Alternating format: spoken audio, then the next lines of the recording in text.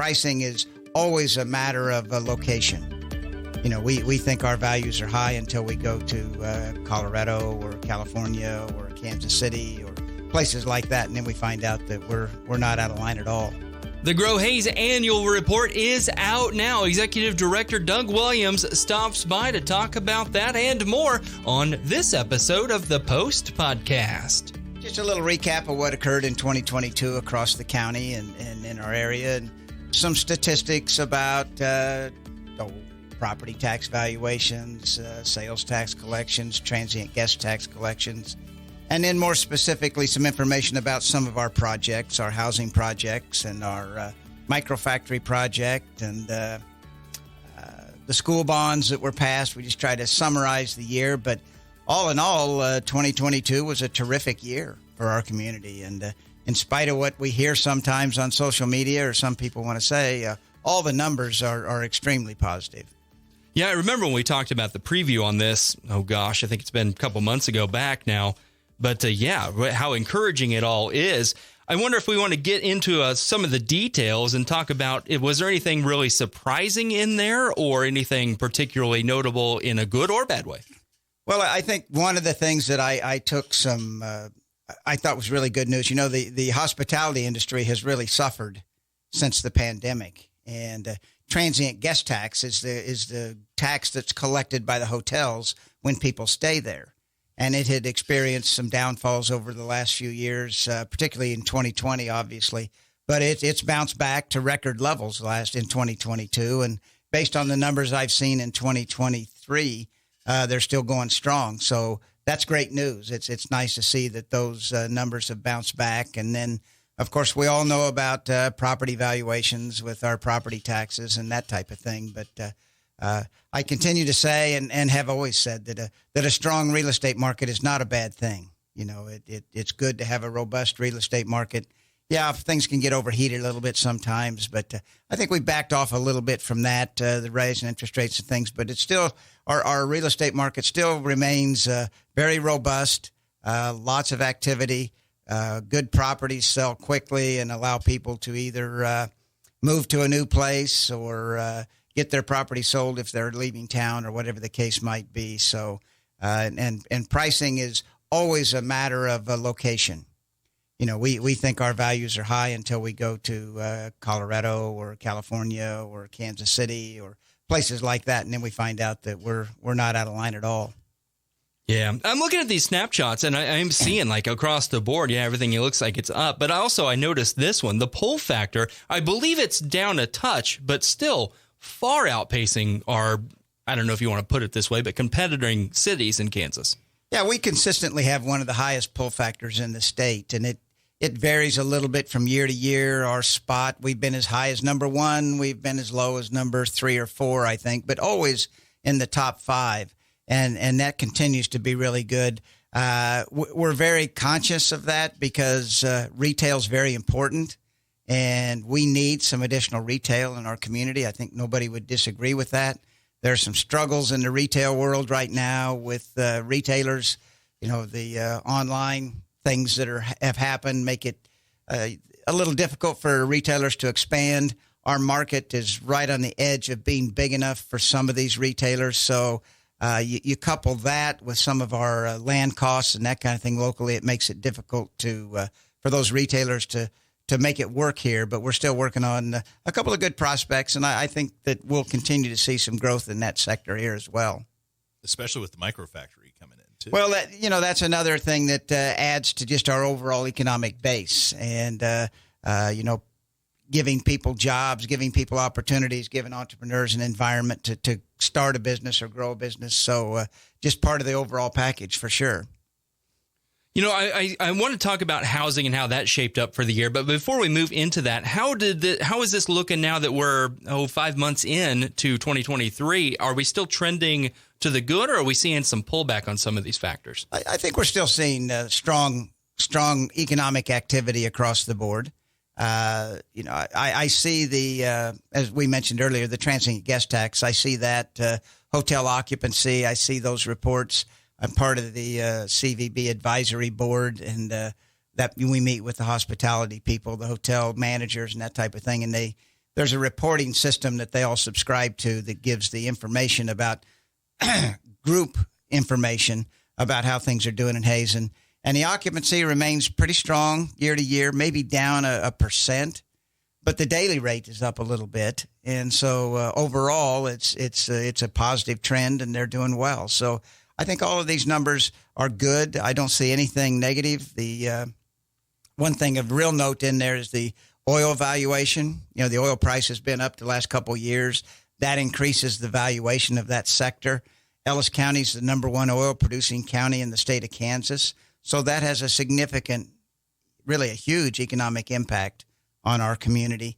And when the price per barrel is up, that's a positive for Ellis County overall economically. May not be when we're going to the gas pump and we have to pay a little bit more for gas, but the economic impact it has on our community is significant. Yeah, and there's always those trade-offs, right? What's good for one industry might be bad for another. But also, I noted pretty recently, it seems like there are a lot of job postings in that oil field industry right now in Ellis County. I think there's a lot of job postings across the board. Lots of people having problem finding employees. And, we hear all the time, nobody wants to work. And I just don't know that that's really the case. I think I looked the other day, and we are at record levels of employment in terms of number of people working in Ellis County. So it's not that people don't necessarily want to work. It's just that there's always that bottom 2 or 3% who are not very motivated to work. And those are the only ones available in the workforce right now for the most part, because it's a full employment situation. So that makes it challenging. Yeah, I don't have the numbers in front of me, but as I recall, Ellis County in the April jobs report from the Kansas Department of Labor was about a 2.4. And it seemed like we've been trending in Northwest Kansas generally under that 3%. But there's been some recent activity in a couple of counties to the west of us where that has recently shot up. Any insight on that? I don't. I thought it was like 1.9 in Ellis County, and most of our surrounding counties were in that 2% range as well. Yeah. I don't know. I need to take a look at those other counties out west and see if something might be going on there. But, because I've consistently heard people say we need to look outside our area to attract employees. And we do have a lot of people that drive into our community to work. But the reality is there's not a lot of prospective employees looking for jobs within a 50, 60 mile range, which I would consider, really anything outside of that is not reasonable to think somebody's going to commute on a daily basis. Yeah, I think the highest number I saw in that last report was either 4% or slightly around or above or below 4%. And even in that numbers, I think about in Trigo County, that's not a whole lot of people to pull from. It's a relatively small population base. It is. There, obviously, if you've got 2,000 people or whatever in a county, 1 or 2% represents a very small portion of that county that are not working. And of course, that's people who are receiving benefits, unemployment benefits. So we need to kind of make that distinction, because I think the other thing that the pandemic did is it had a lot of people retired. Mm-hmm. A lot of people were close to that point, and they just said, I'm done. I'm close enough. I'm just going to hang it up right now. And that left a big void of some jobs in our workplace. Those were filled by maybe some people who were in a lower position. They moved up to that, freeing up these lower positions. And those are the areas we haven't been able to fill like we would like to. Yeah, and as I think we all are aware out here in Western Kansas, maybe not so much in Ellis County, but we have an aging population in Western Kansas. And when you see that drop-off, that's going to obviously affect pretty significantly those unemployment rates. Well, I assume with that comment, you're not talking about me and the aging piece, but we do have an aging population in Western Kansas, and that's one of the ongoing challenges we talk about all the time is retaining youth and attracting youth to our communities. What do we need to do to keep our kids here, have opportunities for them, job opportunities and that type of thing, and then also how do we recruit young people to our community with good paying jobs? And we think we've got a great quality of life, but along with that, you need good paying jobs and where they can make a living and do well. And housing, right? We talk about this pretty frequently, the housing. And before we've got just a few minutes left, and I don't want to spend too much time here because I know we got something else we want to hit on. But how did housing end up for 2022, and how are we looking so far into 2023? Well, another very, very strong year. We had a record number of building permits. I say record. more new permits were issued for single-family homes last year than any year in the last 20 years, primarily out in the Tallgrass Edition.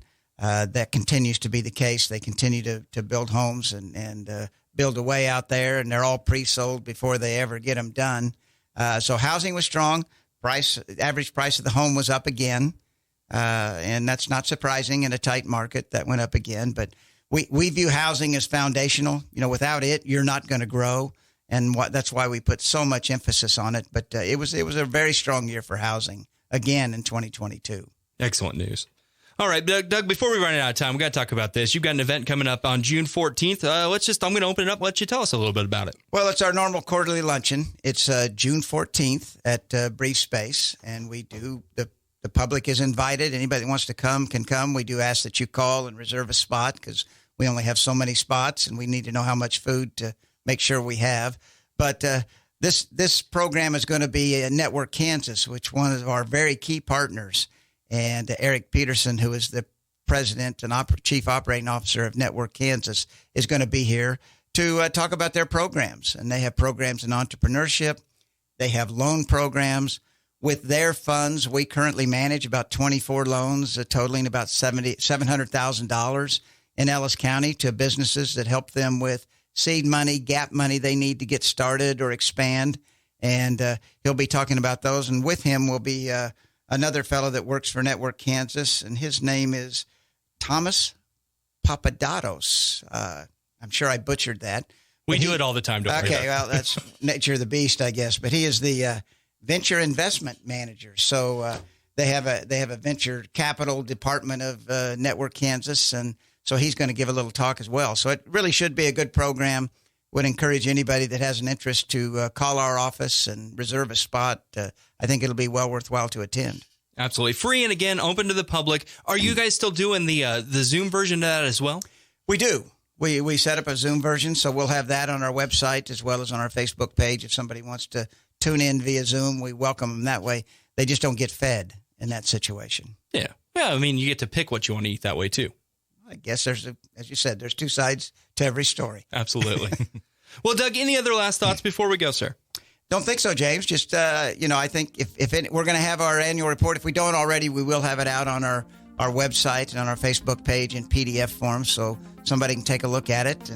And we'd love to have feedback from the community as to what they think of it and any thoughts they have on it. And as always, we want to hear what people want to see. Most of the time we know, but we're always interested in feedback.